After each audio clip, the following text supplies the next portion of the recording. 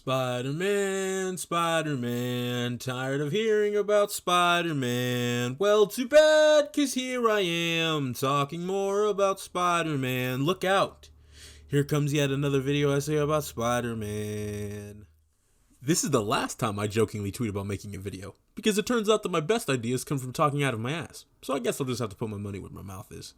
I love all the film versions of Spider-Man. I'm not the most well-versed when it comes to comics, but I feel that through the films, I have a great, maybe good, decent, we'll go with okay, understanding of the character through my personal interpretation.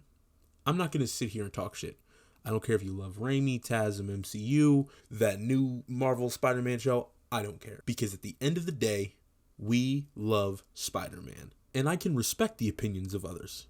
But when you weaponize your thoughts, or even dare try to tell people that they don't really understand Spider-Man or aren't real fans, that's when you lose me. Because gatekeeping, it's not really my style. Let's also get this out of the way. You know what's coming. My favorite version of Spider-Man is, well, there's a few different ones. PS4 Spider-Man has a special place in my heart. Miles Morales from Into the Spider-Verse is top notch. Spider-Man 1 is my favorite original Raimi trilogy film, but I'd say by a small margin, MCU Spider-Man is my favorite version of the character. Shocker, I know. But it's not about some sort of brand loyalty. It's about connection. I connect with MCU Spider-Man the most because he came along in my more formative years. I can relate to the older versions now, but when I was 5, I didn't understand the concept of rent. But I understand the concept of responsibility. The whole point, the whole reason Spider-Man exists, the one thing that is apparent to the idea, the legend, the heart that is Spider-Man, that is Peter Parker. But how is that idea, that legend and heart forged? By Iron Man, obviously. Tony Stark is better than Uncle Ben. But Uncle Ben doesn't even exist in the MCU. Yo, seriously, do people really think that that's what other people think? And do people actually think that? Both are terrifying. Before we talk about Uncle Ben, his impact, his character, and what he stands for and means, I want to first talk about how Tony Stark is used in the MCU Spider-Man films. Tony Stark is not the new Uncle Ben. Tony Stark is not really Peter's mentor. Is he somewhat of a father figure? Sure. But when I hear words like Iron Boy Jr. and Tony Stark's sidekick when referring to Spider-Man in the MCU, I get really confused. When we see Peter actively go against everything that Tony tells him in Homecoming, and the film ends with Peter giving up the chance to be an Avenger because he didn't feel he was ready, he didn't feel that that is what he wanted or needed to be. Peter looking up to and even using the technology of a billionaire doesn't really bother me. Because to be honest, if I had access to it, make some weird shit. It doesn't matter where Peter gets the tech or the suit. It matters what he does with it. Sure, he looks up to a billionaire, but the kid still sells his Star Wars collectibles to buy the girl he likes a necklace. If anything, Far From Home just shows how much better Peter is than Stark. Yeah, I said it. When we are introduced to the Stark suit, it has all these bells and whistles, and even has an instant kill mode. Yo, who the fuck thought it was a good idea for a 15-year-old to have instant kill mode? Could you imagine if he turned that shit on accident in Civil War?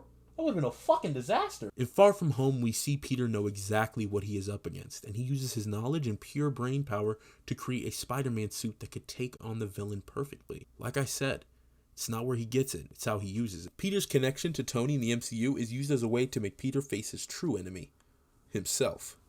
The one thing I gathered from Spider-Man films is that the greatest threat to Peter Parker isn't the villain. It's not Green Goblin. It's not Doc Ock. Not Lizard. Not Electro. Not Vulture. And not Mysterio. The villain in every Spider-Man story is Spider-Man. It is Peter Parker. No one gets in Peter's way more than Peter. We see this with Homecoming, with how reckless he was when trying to take down Vulture.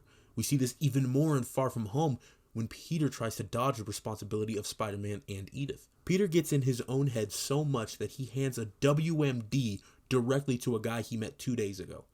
That choice didn't come from confidence in Beck. It came from a lack of confidence in himself. Isn't Peter supposed to struggle with the responsibility of being Spider-Man? Isn't he supposed to struggle with getting what he wants or keeping what he has? It's one thing I want from the next Spider-Man film. I'd have to say, pain.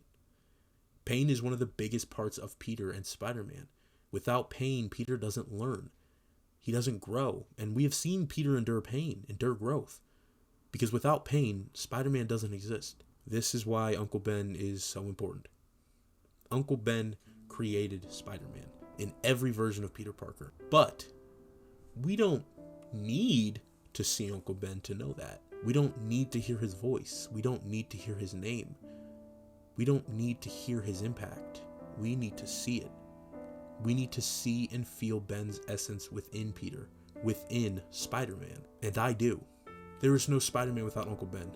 So anytime Peter puts on that mask, puts on that suit, anytime he chooses to use his powers and take responsibility to help others, Uncle Ben lives on. I wouldn't mind seeing Uncle Ben in the MCU, but I feel that Uncle Ben is the idea. He is the origin of the legend, and he is the heart of Spider-Man. He is a catalyst for Peter. His purpose is to teach, to inspire, and to die. But he lives within that kid, that man, that Spider-Man. He lives on in Peter. He lives on in every person that Peter inspires. Spider-Man was born when Uncle Ben died. Within the MCU, within every Spider-Man film, the story, the character of Spider-Man hinges on one idea. With great power comes great responsibility. And it's that idea that makes me, that makes us, all of us, love Spider-Man. Pick your favorite comic, your favorite show, favorite video game, your favorite movie. It doesn't matter. It's Spider-Man. Spider-Man,